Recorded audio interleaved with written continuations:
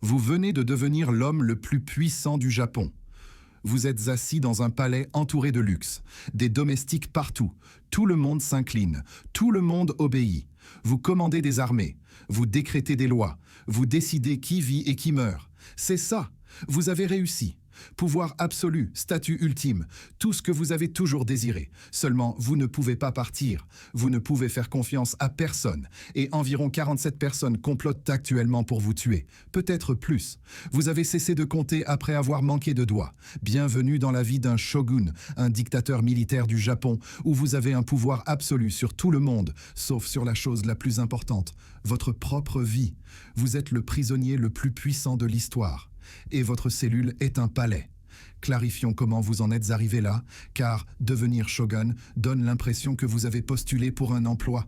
Vous ne l'avez pas fait. Vous avez survécu. C'est ainsi que vous êtes devenu shogun. Vous avez survécu à un bain de sang générationnel de guerre civile, de trahison et de manœuvres politiques si complexes que Game of Thrones ressemble à un livre pop-up pour enfants sur l'amitié en comparaison. Vous êtes né dans une puissante famille de daimyo, des seigneurs de guerre régionaux. Votre père contrôlait des provinces, avait des armées, forgeait des alliances et menait des guerres. Vous avez grandi en voyant la politique et la violence fusionner en un jeu de survie continue, où perdre signifiait un véritable game over. Dès l'enfance, vous avez été formé à la stratégie militaire, au maniement de l'épée et à la poésie. Oui, la poésie, car décrire la mort de votre ennemi sous la forme d'un magnifique haïku est l'ultime preuve de votre supériorité. Vous avez également été formé à la cérémonie du thé et à la calligraphie, tout ce dont un chef a besoin pour commander le respect et tuer des gens efficacement. Votre père est mort, peut-être au combat, peut-être assassiné, peu importe. Vous avez hérité de sa position, de ses armées et de ses ennemis, tous. Vous avez 17 ans et êtes soudainement responsable de milliers de vies et de dizaines de personnes qui veulent votre mort. Vous avez passé les 20 années suivantes à vous battre constamment. Guerre civile, trahison et alliances changeantes comme dans une chaise musicale. Sauf que tout le monde essaie de vous poignarder quand la musique s'arrête. Vous avez combattu des daimyo rivaux, forgé des alliances, rompu ces alliances, marié votre fille au fils d'un ennemi pour la paix et êtes quand même parti en guerre contre lui, car les traités ne sont que des suggestions sur du papier coûteux. Vous êtes impitoyable. Vous devez l'être. La miséricorde est une faiblesse. La faiblesse est la mort. Vous avez ordonné des exécutions, trahi des alliés et sacrifié vos propres hommes. Vous avez fait des choses qui vous tiennent éveillés la nuit, mais vous vivez. Eux, non. Vous avez gagné. Enfin. Après des décennies de guerre, vous avez unifié suffisamment de Japon pour que l'empereur, qui a du prestige, mais pas de réel pouvoir, un peu comme une célébrité sans réseaux sociaux, vous nomme officiellement shogun, dictateur militaire, véritable souverain du Japon. Vous avez maintenant 40 ans, vous vous battez depuis 23 ans, vous êtes épuisé, mais vous avez gagné. Vous êtes shogun. Il est temps de savourer la victoire. Je plaisante, le cauchemar ne fait que commencer. Votre palais est magnifique, architecture splendide, jardins exquis, de la feuille d'or surtout, des centaines de serviteurs, la meilleure nourriture, les meilleures boissons. Vous avez tout sauf la liberté. Vous ne pouvez pas partir. Pas vraiment. Chaque fois que vous allez quelque part, c'est une production énorme. Protocole de sécurité. Vous ne pouvez pas simplement vous promener. Vous ne pouvez pas être spontané. Vous ne pouvez jamais être seul. Vos pauses toilettes nécessitent une coordination. Votre journée est planifiée à la minute près. Se réveiller au lever du soleil. Petit déjeuner formel avec les conseillers. Audience matinale avec les daimyo. Réunion de midi sur l'administration. L'après-midi, affaires militaires. Le soir, dîner formel. Tard le soir, vérifier les rapports. Dormir.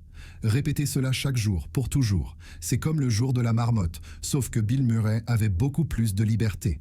Vous êtes constamment entouré de gens, conseillers, généraux, bureaucrates, serviteurs, gardes, toujours des gens, toujours observants, toujours jugeants.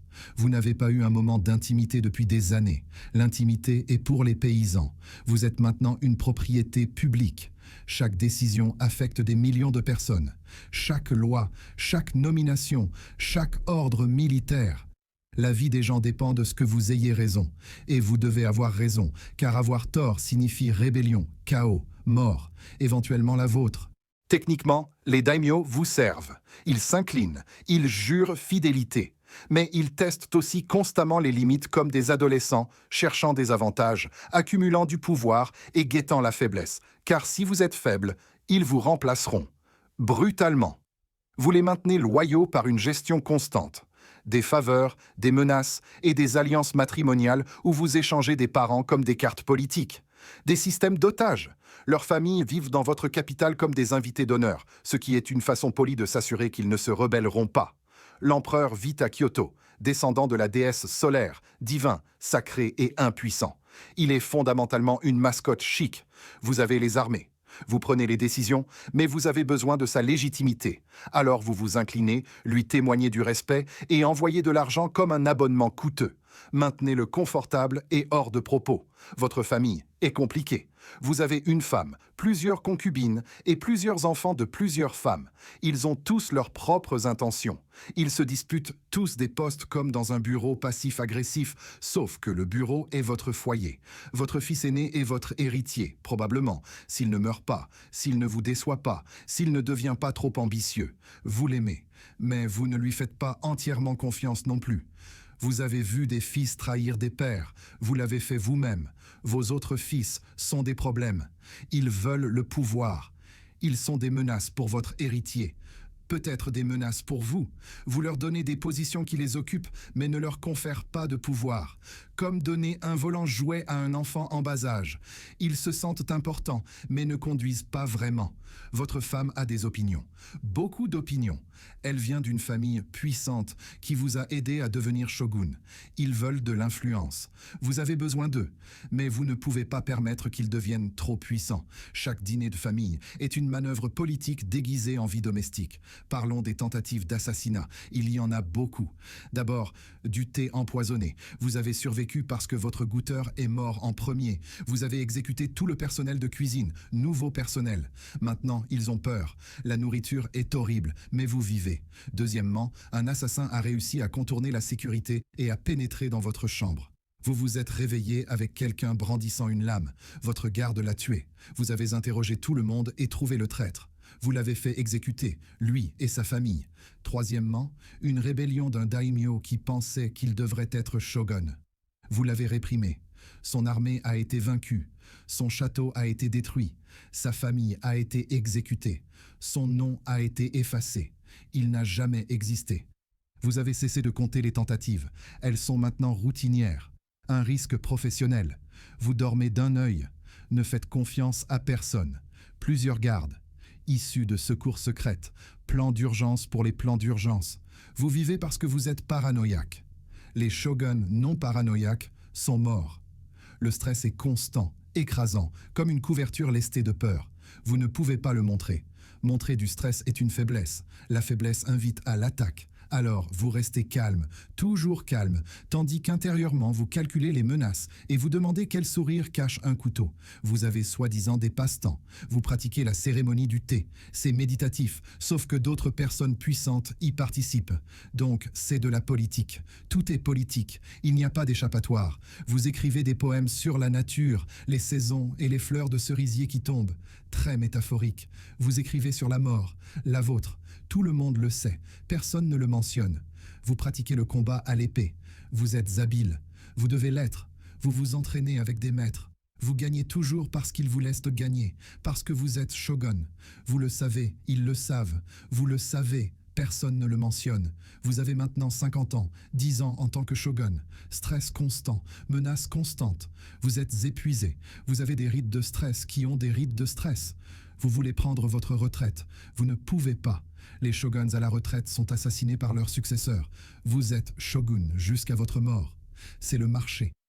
Votre santé décline. Le stress vous tue. Problèmes d'estomac, maux de tête, mauvais sommeil. Vous vieillissez plus vite que les gens normaux. Le pouvoir vous consume comme un vampire lent et luxueux. Votre héritier est prêt en grande partie. Il est formé et compétent. Il s'en sortira probablement bien, à moins qu'il ne soit assassiné, trahi ou déjoué. Vous avez tout fait pour le préparer. Ce ne sera pas suffisant. Ce n'est jamais suffisant. Vous écrivez votre poème de mort. tradition. Les shoguns acceptent la mort avec grâce. Le vôtre parle de fleurs de cerisier, très traditionnel. Vous n'avez pas peur de la mort. Vous êtes épuisé. La mort est la retraite. Vous mourrez. Vous le savez. Tout le monde le sait. Personne ne le dit. Vous êtes entouré de familles et de conseillers. Ils témoignent, confirment et calculent déjà des positions dans la nouvelle administration. Vous n'êtes pas encore mort et ils calculent déjà. Votre dernière pensée est le soulagement. C'est fini. C'est maintenant le problème de votre fils. Bonne chance. Vous mourrez à 53 ans. Shogun pendant 13 ans. Vous avez unifié le Japon, promulgué des lois et construit des infrastructures. Votre héritage est réel, mais vous étiez aussi un prisonnier, le prisonnier le plus puissant du Japon. Vous aviez tout sauf la liberté, tout sauf la paix, tout sauf la capacité de faire confiance, de vous détendre ou de vivre normalement. Vous avez choisi cela, vous vous êtes battu pour cela, vous avez tué pour cela, et cela vous a entièrement consumé. Et à propos de ceux qui ont maîtrisé un chemin au prix de tout le reste, considérez la vie de Miyamoto Musashi, car cet homme a choisi le chemin inverse. Il a rejeté le pouvoir, le confort et la société. Il est devenu le plus grand épéiste en vivant dans des grottes et en combattant n'importe qui. Vous aviez tout le pouvoir et aucune liberté. Il avait toute la liberté et aucun confort. Tous deux ont dédié tout à leur chemin. Tous deux sont morts seuls, se demandant si cela en valait la peine. Des prisons différentes, même isolement. Si cette histoire a changé votre perspective sur le fardeau du pouvoir et le prix d'une couronne, veuillez vous abonner et aimer la chaîne. Nous dénichons les histoires que le temps a tenté d'enterrer. Plantez avec nous les graines de l'avenir. La prochaine malle au trésor de l'histoire sera bientôt ouverte.